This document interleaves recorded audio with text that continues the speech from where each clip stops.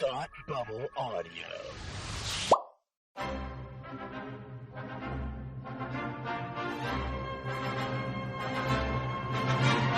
Look, up in the sky. You will never find the more wretched hive of scum and villainy. Welcome to Beer with Geeks with Tim and Frank.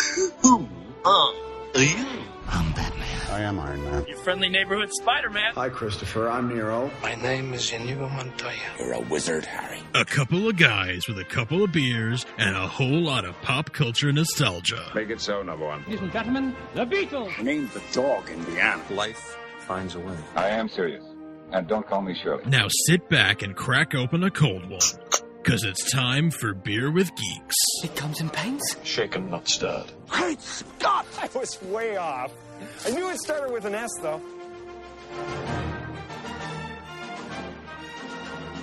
Hi, and welcome to Beer with Geeks, where two geeks geek out with beer. I'm Tim, and with me, as always, is my man who never forgets his drink for Beer with Geeks. It's Frank. How are you today? Oh, you're that good, huh? Yeah. Doing great. How are you, buddy? I'm doing fine. I just realized that we started this episode, and I did not get myself a drink, which is what made me think of that. And so while I roll myself away from my desk, yes, tell everybody, and which I guess I'll just listen to later, what are you drinking? Well, it's a shame that Tim's not going to hear this because I am drinking a beer from the Allagash Brewery in Portland, Maine. One of my favorites. But this is one that I think I've had before. I'm going to open it now. I think I've had it before. It is their Curieux Belgian-Style Golden Ale, aged in bourbon barrels. And Tim came back just in time to hear me say aged in bourbon barrels. I did hear golden ale coming like very faintly out of my headphones. Yeah, it's the Allagash Curieux Belgian-Style Golden Ale. And it is, I think I've had it once before, maybe a long time ago. My wife, Marissa, spotted it at a store and just picked it up because she knew I would want to try it. Did she see Curieux? And she was like, Frank, Curieux. No, wait, no. Oh, no, wait, no. You should try this anyway. Oh, this is so good. Oh, my God. 10.2%. Wow. Do not drive after having one of these. No. Oh, it's so good. It is everything I love about a Belgian. It has those like floral notes yes. on the, it's so good. Yeah. I wish I had one of those. I so rarely pick up the beer that you drink mostly because I forget. But Allagash is great, and yeah, I am very tempted to go and get some of that. Oh yes, very much so. I am drinking something that is a higher alcohol content than you, and that's because I am drinking a Jack Daniel's Tennessee Honey. Their original recipe. It's very good. I had every intention of getting more beer. And then, life happened, and I didn't get to the store. So, you got to take dadhood. Yeah, you got to take the good with the bad. That's the facts of life. Facts of life. You know what it is? No kidding. Though, Frank, a fact is that Star Wars Celebration 2023 happened this past weekend. We are here to talk about some of the biggest reveals, the announcements, the things that we are excited for, the things that we are not excited for, and all in between. I was not expecting this Star Wars Celebration to be as eventful as it turned out to be. No, right? I was like, oh, yeah, Star Wars Celebration. And all of a sudden, I'm getting news updates about new Star Wars movies and trailers for these shows. And, maybe I should, obviously, there'd be a trailer for a show. But, I just wasn't thinking about it. I wasn't thinking about it. I was, kind of barely remembering that it was even going to happen this weekend. Mm-hmm. And, I feel like typically the Star Wars celebrations that happen outside the United States don't tend to be a year when they have a big tentpole announcement. They tend to do those at the ones in Anaheim or Orlando or, the U.S.-based ones. And this was in London this year, and they swung for the fences with a bunch of big announcements. We should dive in and start talking about them. But I just couldn't believe how much there was to share and how many new major projects were announced. I agree. Well, let's start with arguably the first big major project that I don't think that many of us actually saw coming is that Daisy Ridley is back for a new movie set 15 years after the rise of Skywalker. It is said that this will be her, directed by Charmin Obaid-Chinoy, who directed episodes of Ms. Marvel for Disney Plus, and that the movie will be set in a Jedi Academy with, quote, Jedi Master Rey attempting to rebuild the Jedi Order like Luke Skywalker did before her. Sounds very much like it has some inspiration from the new Jedi Order novels. So interesting that you said that, Frank, because Kathleen Kennedy did an interview with IGN where she kind of elucidated a little bit more on this announcement, and she said, I heard some clues from this interview. Oh, okay. Yeah, so she said that, like, she actually did say taking inspiration from the books. Yes. Which was wild to me. Taking inspiration from the books. 15 years later, their storytelling. This has been in the works for quite some time, and that there's actually they're expecting the script to be completed within a month to 2 months. And so I think they felt confident to actually announce this, unlike some other projects that they've announced in the past that have not gone anywhere. Looking at you, Patty Jenkins. Yes.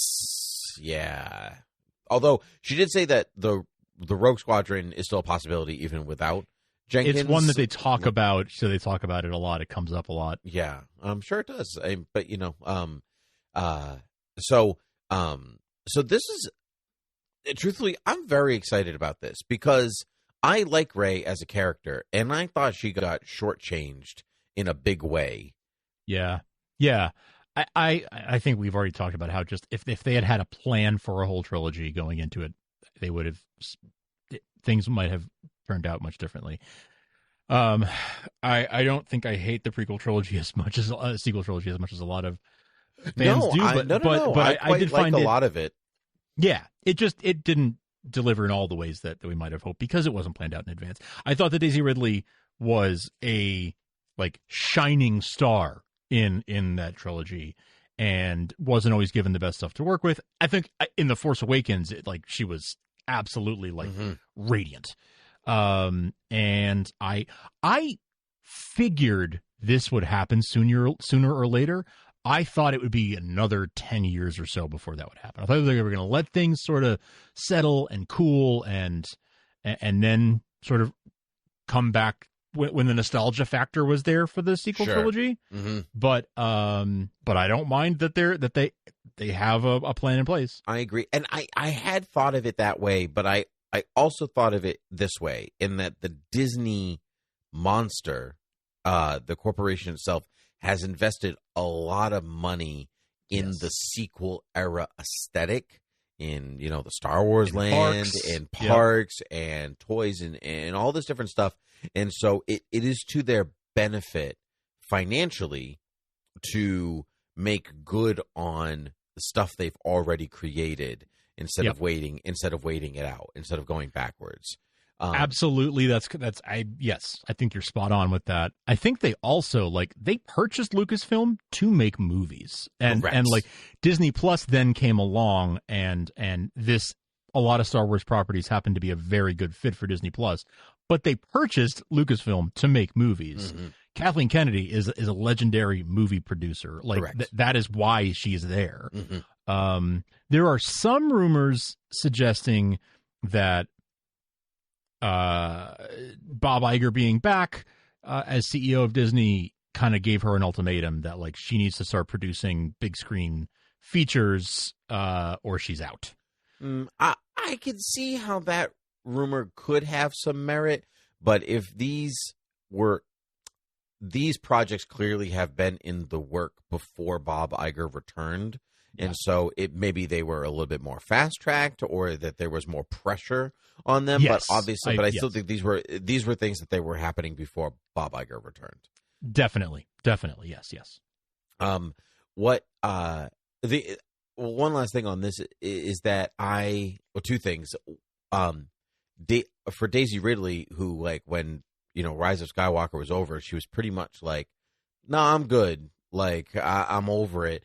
But her career did not take off from Star Wars. She's done some projects, and of course, maybe to her own choice, like she may be a little bit more choosy about what to do and whatever else. But I think for her to have a so-so experience as a character, not necessarily as an actress, not that she was mistreated or anything like that, but just so much that, like, her character wasn't, maybe served as well as it could have been she could have been by the end. This is mutually beneficial to her as an actress. Working actor wants to work, and to Lucasfilm.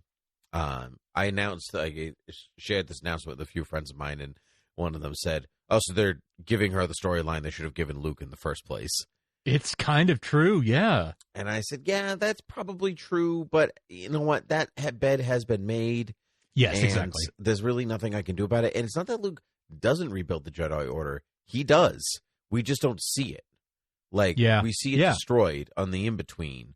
But, like The Mandalorian is like giving us hints at these things, and like some comics have like given it, like shown different things. It's just that it doesn't last the way that he does it. And so I'm curious to have that in place. Like, what is being done? Like, what is Rey going to do differently? Because somebody asked about Force ghosts and Luke and everything. And she said, well, I don't know if we're going to focus on that. But certainly the spirit of what Luke taught her will be alive. Yeah. And what Luke taught her is that the Jedi Order had to end, the dogmatic approach. And so because despite what everybody says, almost everybody says, I think that we've talked about this ad nauseum, so I won't go into it a huge but like Rian Johnson's take on the Jedi Order is correct. It is Luke. It is Lucas. It was what Lucas was trying to say in the prequels. Like, they got so wrapped up in the politics of everything that they couldn't see what was clearly in front of their face. Right. And then Luke ended up doing basically the same thing because he had, he was still a little too attached to what they had to offer. So I'm just curious, what will become of that as a storytelling possibility. Next up, Dave Filoni is going to direct a new Star Wars film that will culminate the Mandoverse, or the Disney Plus shows. At least Ahsoka and Mandalorian. Jury's out on Skeleton Crew. I have said for years that I really wanted to see Dave Filoni direct a Star Wars feature film. And I felt like pairing him with Jon Favreau to do The Mandalorian, and letting him direct some episodes of The Mandalorian, and I felt like that was sort of Lucasfilm giving him like the training wheels, right? To like, totally. You're an expert storyteller already. Let's get you versed in live action, right? And then maybe the next step could be feature film, and it's happening. And I could not be more excited about this. And I really hope that Dave Filoni ends up like running Lucasfilm one day, or at least having a very senior position there where he is basically like the story guy. Because I feel like he has the best of any one person. I feel like he has the best like finger on the pulse of like what feels like Star Wars and what doesn't really. It's interesting. I was thinking about that the other day before we recorded this, and I think that he's such a creative force that sticking him behind a desk as the head of like a particular like studio is not exactly where he belongs.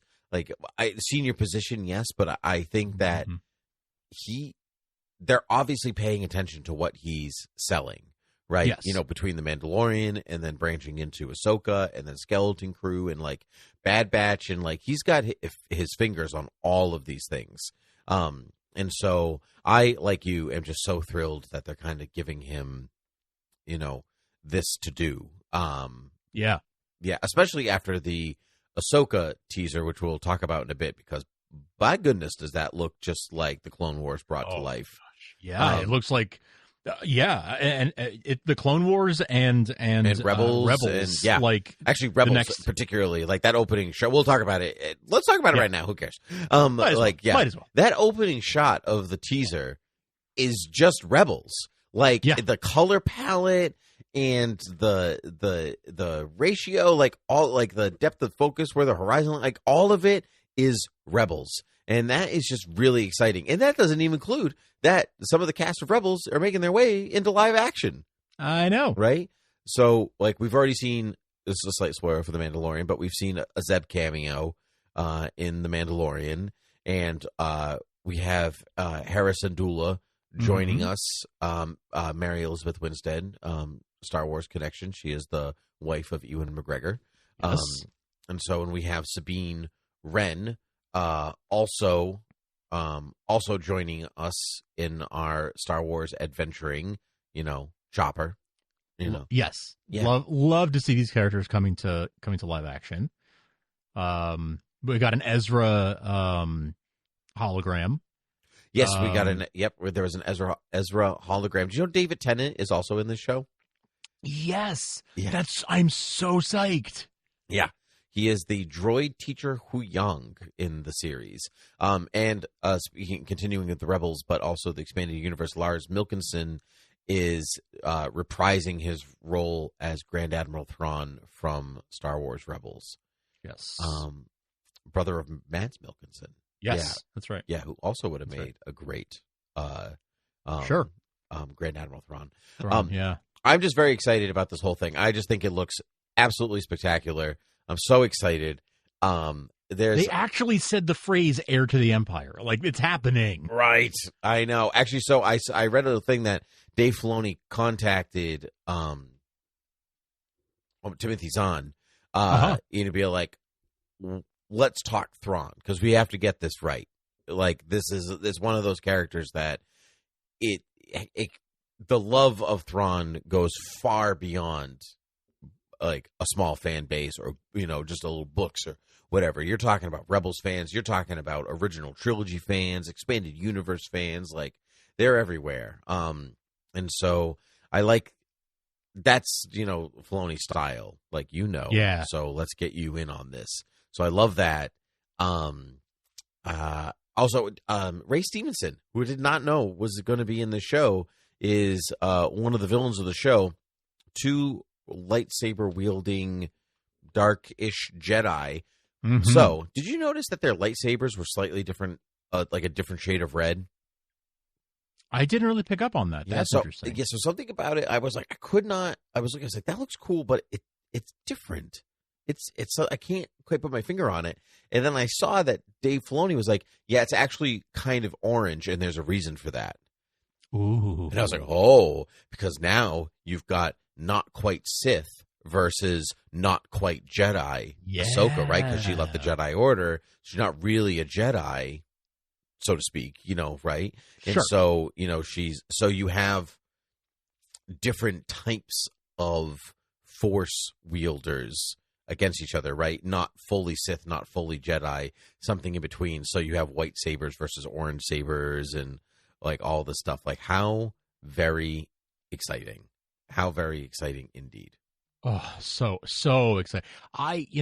15 years ago, I would not have thought I'd be this excited for a live action Ahsoka series. Like when I saw her first appearance in the Clone Wars movie, I would not have guessed that I'd be this excited for an Ahsoka movie series. But oh my gosh, I'm so excited. And then to come back to the Dave Filoni film, it seems like everything that happens in this series, everything that the Mandalorian has been leading up to, Book of Boba Fett, all that stuff, is going to culminate. Even we saw Mon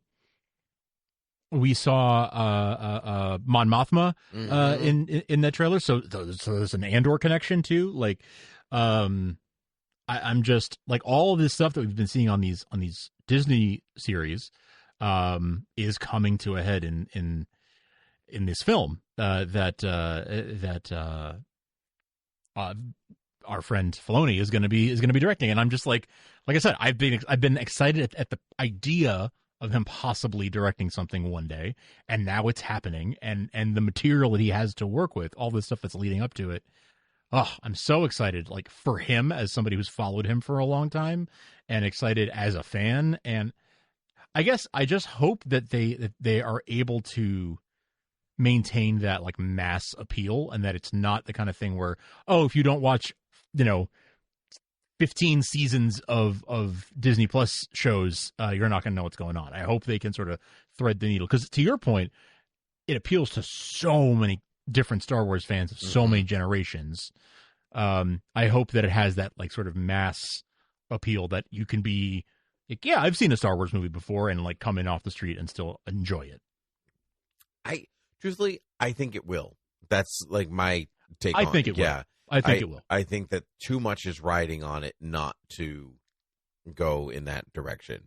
But I mean, like, that's kind of like a Marvel movie. I mean, like, you can walk into pretty much any one and kind of figure out what's happening. Exactly. Which is why I'm optimistic, because I think they know how to do that. Yeah. Last of the new movies announced, James Mangold, fresh off of Indiana Jones: The Dial of Destiny, which, by the way, new trailer looks great. Yes. Like, so fun, so excited. I love that an indie trailer dropped Star Wars Celebration, because it's not really Star Wars Celebration, it's really Lucasfilm Celebration. Yeah, but they can't call us that because it's not Right. as fun. Yeah. What are you celebrating? Indiana Jones and Willow getting canceled? Like, like, what do you got? So, right. my Dial of Destiny is just in my brain now, but he's coming in to direct an episode, a movie, Dawn of the Jedi, about the first Force users, first original Force sensitive people learning about the Force. Very exciting. He called it his intention to do the 10 Commandments with Star Wars. I love this idea of, like, an epic. Me too. Like a true mythical epic, in, like, a way that all Star Wars is myth, but you're going real myth. You're going big myth. And I just think that's so fun. I hope there's as much posing in this one as there is in the 10 Commandments. I'm interested to see this has potential to be very to sort of appeal to the Lord of the Rings fans, so to speak, more of the mystical and fantasy elements of Star Wars, if we're talking about the earliest Force users. Yep. Like, what does the galaxy look like then? Right. I mean, I read the book, so it's not like, but even that's not discovering the Force for the first time. They already know about the Force. Right. Like, this is even further back. It's very exciting. 20,000 years or something before? I'm not sure. Yeah, it's some crazy, before like, Lightspeed, long time ago in a galaxy far, far away. So it'll be very interesting to see what they do with it. I feel like of the 3 projects, this might be the one that has. We joked before about projects that didn't actually end up happening. Sure. In Star Wars that were announced that didn't happen. This might be the one that has the most potential to get axed. I don't think it will, but of the 3, if I had to bet on one getting axed, this would be the one. Well, there's already been, technically this was already kind of announced. It was speculated that this was going to be Taika Waititi's movie. I thought this was more. Oh no, I'm sorry. Yes, you're right. Yes, sorry, I was getting confused. That's okay. Yeah. So not that it was axed or changed hands, but I read today that it looks like his Akira movie is actually moving forward. And so, like, he might be off doing Akira, and then so James Mangold has come in to kind of work on this, but also, like, Thor: Love and Thunder was not particularly loved, and so I wish it. I mean, maybe unfairly, because I liked it, but me too. Whatever. Me too. But I think that probably has something to do with it.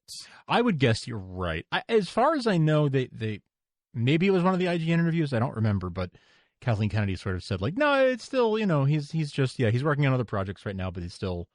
We want to do it. And same for Ryan Johnson. Like, he's working on another project. He's doing his other stuff, but, we still we hope to work with him on his idea.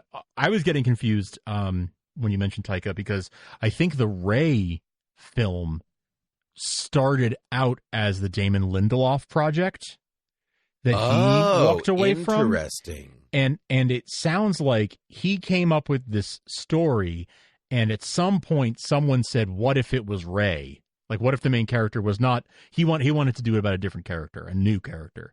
And at some point someone said, this should be Ray. And once they decided to go in that direction, Lindelof said, okay, if you're going to do it with Ray, that's not really my project anymore, so I'm out. But, go ahead and do it. So I think that's... People have sort of pieced that together based on things like that, timelines from like social media and stuff. It kind of looks like when he stopped talking about it was around the time that Daisy Ridley started posting stuff of her being back at Lucasfilm headquarters and stuff. Gotcha. And Gotcha. Okay. Well, how all very, very interesting. I would like to. It's in a lot, and so I would like I love comprehensive behind the scenes books or whatever. I would love to see the history of Lucasfilm from this era. Truly. Same. Yeah, same. Like in 5 or 10 years, maybe after Kathleen Kennedy retires or whatever. I would love to see a good book that tells the history of her era of running Lucasfilm, because it's sounds like there's been a lot. I mean, there's definitely been a lot of turmoil and a lot of stops and starts for projects and people coming and going from projects, and I would love to know what all was going on behind the scenes, and hopefully in a few years we'll know. I'm sure we will. These things always come out. They have a way of coming out, yeah. Yeah. Nothing really from The Mandalorian, except that the season's been real fun. But obviously we're in the middle of it during celebrations. There's not much to talk about. And I'm actually an episode behind. Are you? As we speak, yes. Oh. Although I know about people who have guest starred, let me put it that way. Got it. On the most recent episode, but I have not seen it yet. Gotcha. Next up is The Acolyte, which has been announced. It had been out for a while. It is set during the High Republic era of the Star Wars universe. So it's anywhere between 150 to 200 years before the Phantom Menace. And so when Jedi are Jedi and all that kind of stuff. And this is Leslie Headland's show. She did Russian Doll. Was it Russian Doll? Yeah, Russian Doll. Yeah, on Netflix. And so excellent show, by the way. Yeah. She describes this as Frozen meets Kill Bill, which is a wild combination if there ever was one. If I had to guess, it's about somebody suppressing their powers, the Frozen aspect, maybe a sibling trying to help them, not understanding whatever else, but also maybe a dyad, perhaps. Ooh, how interesting. That would be so fun. I like when things get reused in Star Wars so they don't feel like that was that thing we made up with that one time. And so Headland noted that the series will focus on the dark side of the Force at a time when it was at its weakest. This is when the bad guys are outnumbered. Headland said they are the underdog. So interesting. Amanda Stenberg, Lee Young-jae, Manny Giacchino, Daphne Keane, Charlie Barnett, Jodie Turner-Smith. There's a lot of people in here. And Junis Sutuao is back.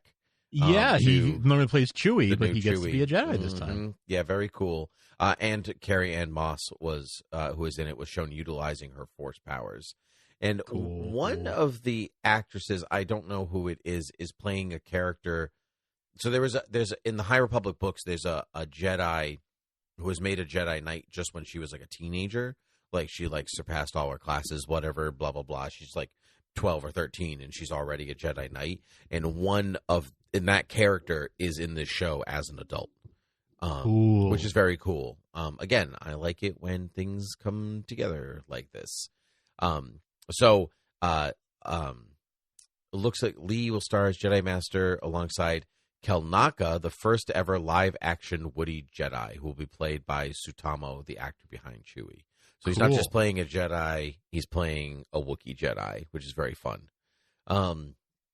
I was excited about this when they announced it the first time, so they're filming now, so I'm glad that it is going forward. Andor got some stuff. Obviously, they're doing a second season that they're still filming right now, so we're looking at a release date of August 2024.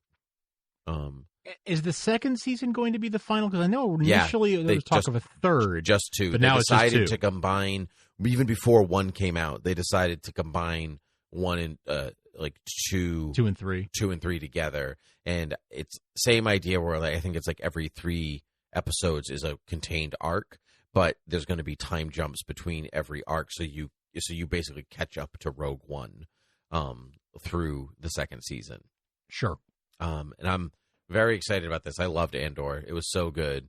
Tony Gilroy really came in strong, and I'm excited to see more of this. We should also say that Ahsoka is coming out this summer. We did not say that. It's coming out in August. Yes, August. Augustus Group. An august occasion. Indeed. Speaking of august occasion, we finally know a little bit about Skeleton Crew, which is one that's filming now, starring Jude Law. Where did that come from? Probably announced already, but it's Jude Law helps introduce the kids of Star Wars Skeleton Crew, directed by John Watts of the Marvel Spider-Man trilogy fame. Set in the same time frame as Ahsoka and The Mandalorian, a young group of adventurers will attempt to find their way back home after getting lost in a wide galaxy, and it's more dangerous than you think, says Filoni. Bryce Dallas Howard is back to direct one of these episodes. Yes. A snippet of the show showed Law playing a Jedi who showed off his connection to the Force by floating a key in his hand. Well, how about that? Jude Law, Jedi Knight. I'm. This is interesting to me. I mean, we don't know a lot about it still, but no, they said it's basically the Goonies. Yeah, that's right, and that's a very interesting concept to me. Goonies in Star Wars. I kind of like it. Obviously, it's not going to be for our age group. I think that's what is something to take away from this. But I don't think that's necessarily a problem. That it's not either for us, especially with the people they have. John Watts being creator and directing episodes, and Bryce Dallas Howard. I wonder if this will be the kind of thing that is, yes, it is aimed at kids, but there's stuff for the adults who are watching it with the kids. Yeah. Even Law says, I was 6 years old when this world gripped me, blew my mind, and I feel like I've been in preparation ever since, said Law. It was a breeze. It was a total pleasure. It was a dream come true. That's awesome. That's awesome. Yeah. And I just, Star Wars, George Lucas always says Star Wars is for kids. Like, hate to break it to everybody. Star Wars is really for kids. So I'm glad that they are leaning into that. Star Wars is for kids, and we should all treat it as such. Yep. And it's on track for this year. So things that maybe we are less excited about, but are worth mentioning for those that are excited about them. The third phase of the High Republic books is coming in the fall 2023. Trials of the Jedi. Truthfully, the first phase was okay. I couldn't really. I floated in and out of it. I think the idea is good and strong, but I'm having a harder time connecting to it than I really would like to. In the second phase, they're going the Lucas route and doing prequels set 150 years before these events, and they're going back to their present day. Bad Batch will be back for a third and final season, which is fine, I guess. I kind of fell off watching the second season. Yeah, me too. There are a few episodes where I'm like, I'm glad I watched that because it fills in gaps that I want to know about. Oh, okay. Like where do the clones leave and the true stormtroopers come in, and how does that transition work? And I prefer those episodes just because, but I don't really have a connection to the Bad Batch pretty much at all. So there is that. And finally, Star Wars Visions Volume 2 released its trailer. Instead of doing just anime, it is contributions from animation studios from around the world. And by gosh, does it look good. Oh, it looks so good. Season 1 or Volume 1 kind of surpassed my expectations. I didn't think much of it, but really, really enjoyed it in the end. And enough that I'm like, yeah, I'll watch a volume 2. And I love that they've expanded the scope, and it's like animation studios from Spain and Ireland, Chile, the UK, South Korea, France, India, Japan, South Africa, like every continent except basically for North America and Australia. Mm-hmm. Well, yeah, we got all those already. So exactly. Yeah, I am excited for Aardman to make one. They're the stop motion studio behind Wallace and Gromit. Yes. And yeah, you know what I'm going to say? That Wedge Antilles is in their episode played by Dennis Lawson. I didn't know that. That's so fun. Yeah, I think he said, I have more lines in this than I've ever had in a Star Wars movie. Good for him. Yep. Good for Dennis Lawson. Yeah, that's very exciting, and like they're going all over. There's Darth Bane in the entrance. I think that's who that. Like, yeah, and so it's just very fun. And I think this phase seems to be like, okay, we've recaptured you with the Mandalorian, and you've hung through Boba Fett. And you know, whatever else, you know that we know what Star Wars is now. Like you know what I mean? Like we get it. So here's for you, the fans, like that have actually stuck with it. Here's some reward's not the right word, but like they're leaning into stuff that they tried to ignore. And like, you know, and I think that it is to their benefit to reintroduce that material for a new audience. Yeah. I mean, heck, even they're like, they're re-releasing the Legends books, like reprinting them, you know, that's cool. in a bigger format, so they can technically be New York Times bestsellers, because mass market paperbacks can't be New York Times bestsellers, but bigger floppies can be. So like, you know, they're really releasing they're releasing Rogue Squadron and like all these like lauded expanded universe or Legends stories. So like, good on all of them. Like that's, you know, that's how it should have been from the start. But you know what? I'm excited about all of these. There was stuff about Star Wars Jedi Survivor. But seeing as I don't have a PS5, I am just basically ignoring it so I don't cry. Yeah, same. Yeah, because the first game was great, and I would love to play more. But alas for you, lawyers and Pharisees, there's nothing I can do about it. Wow. So good pull. Thanks.